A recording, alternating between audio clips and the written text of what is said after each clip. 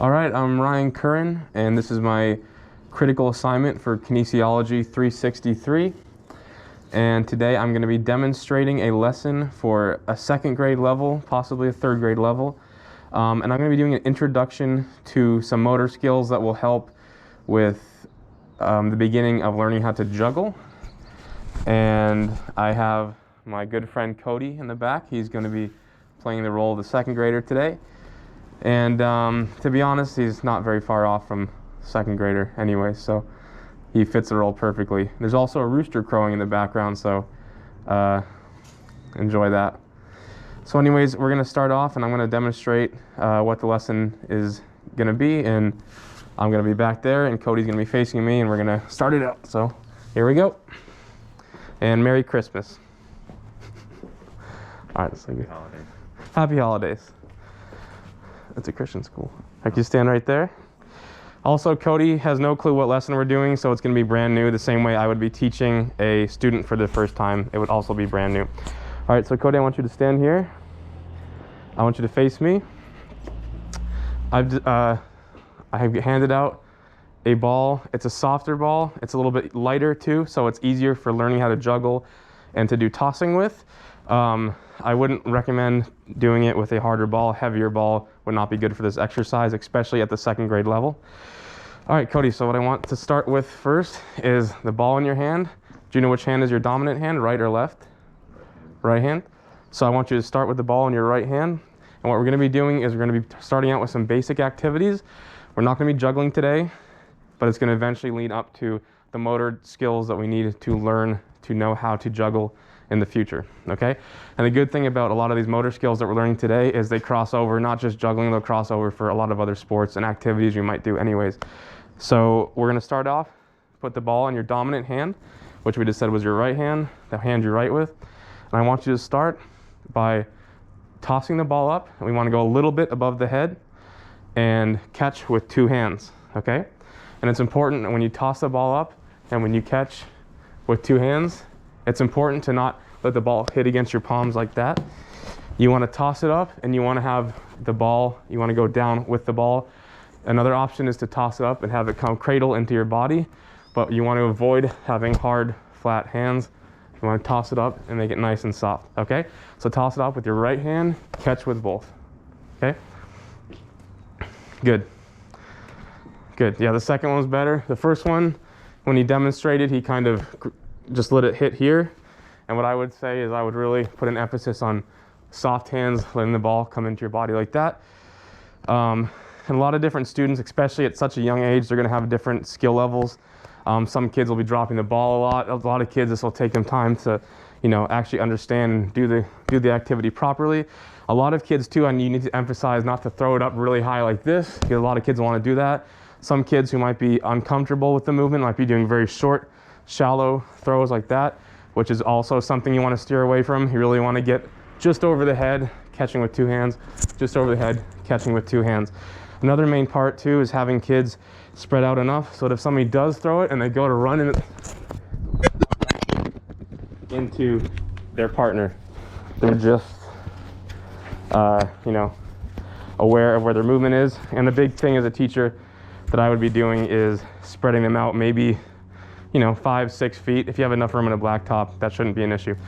So anyways, Cody, I want you to now demonstrate to me 2 more times, a toss up with one hand and a catch with two. One more time. Good, that looks perfect. He has a good height. He recovered there and he brought it into his body. His hands are soft, they're not stone hands. And now, because he'd be a slightly more advanced student, I would say, now let's move on. I'll give you another option. Go to your non-dominant hand, your left hand. Do the same exact motion, but this time you're tossing it up with your non-dominant and catching it with both again. So go ahead, you can demonstrate that for me. Good. Good height on there. Good, now try one with your non-dominant. Try a little higher up. Let's see what it's like. Good, and he's doing a perfect job. He'd be a super easy student to work with. Quiet, behaving well, doing the exercise properly. And now for him, because he's a little bit more advanced for the age, I would be walking around at this point, helping kids that need help. But for somebody like him, who appears to be pretty easy, I would say, let me give you another challenge.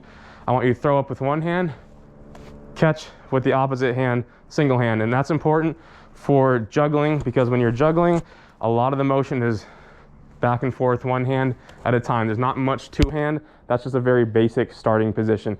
So for someone like Kim, I say we might not be able to move already to the one hand to the other hand, back and forth. So Cody, if you can try that out and demonstrate it. Good.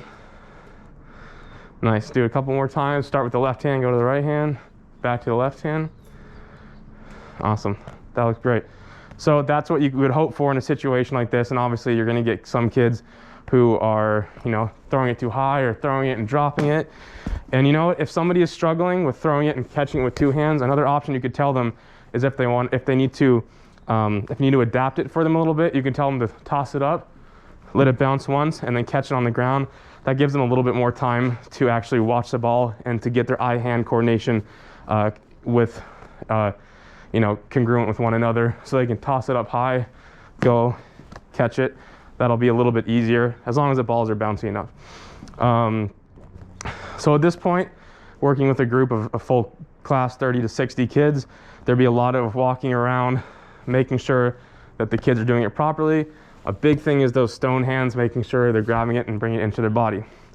Okay, so now what I want to move on to is the actual activity that we would do at the end of the day to implement the motor skills that we just learned into a game. So the kids have a game to look forward to, and they're not just standing there tossing a ball back and forth to themselves the whole time. That's going to get boring. They're going to want to do something else.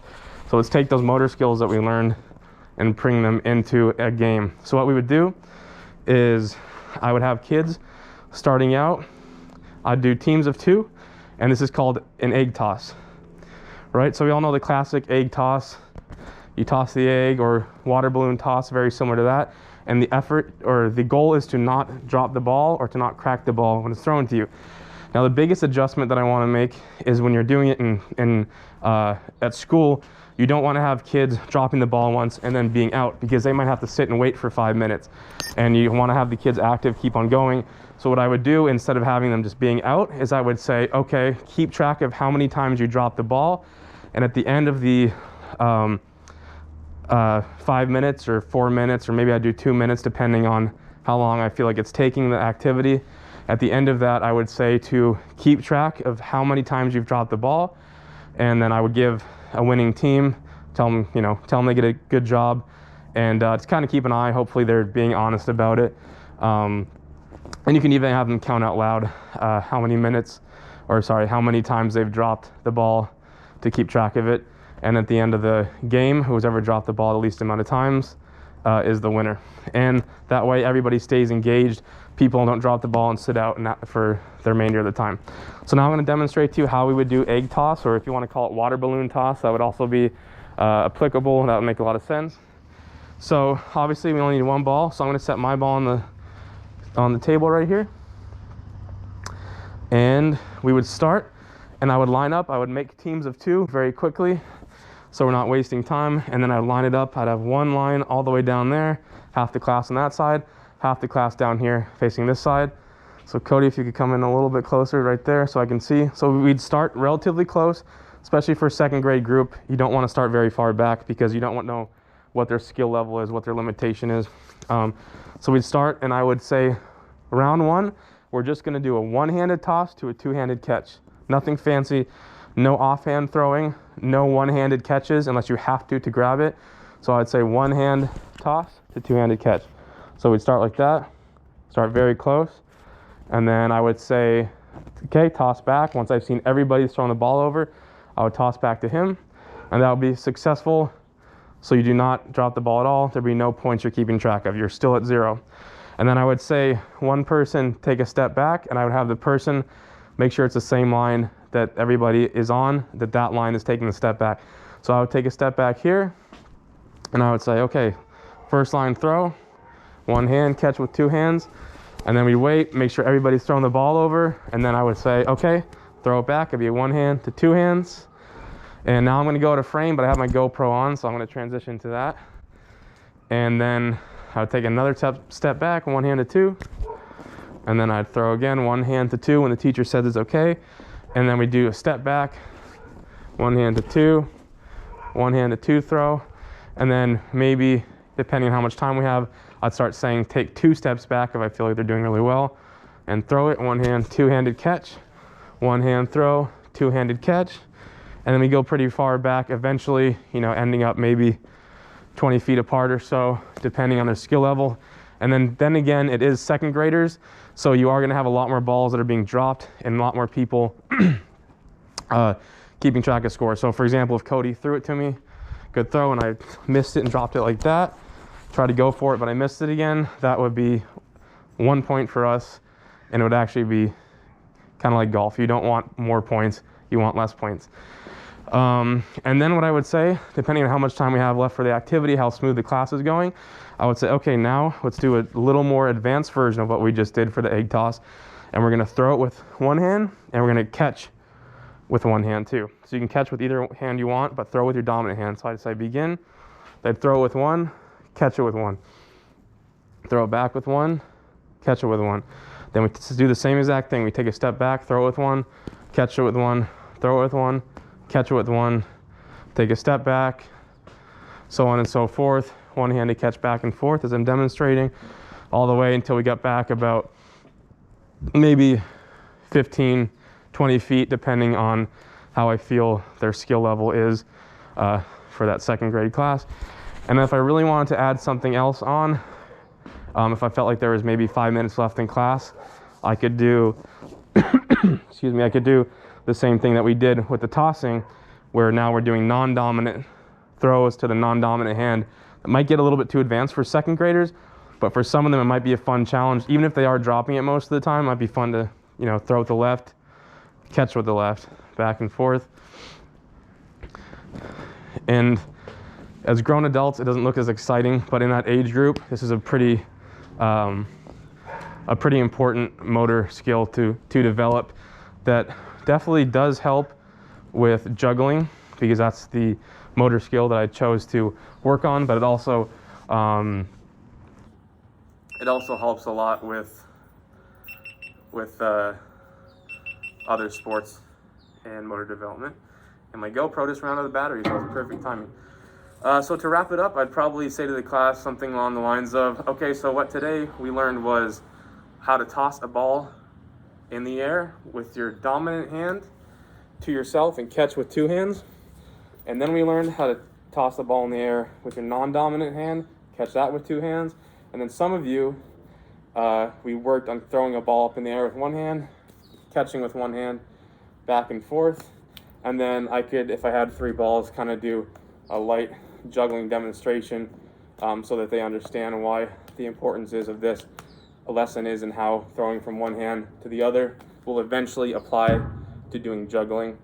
And then I'd review the game that we did and how important it is, and how that game ties in to what we learned as the basic motor skill, and how we can use games to teach stuff, even though they might be a little bit more fun and exciting than just standing around.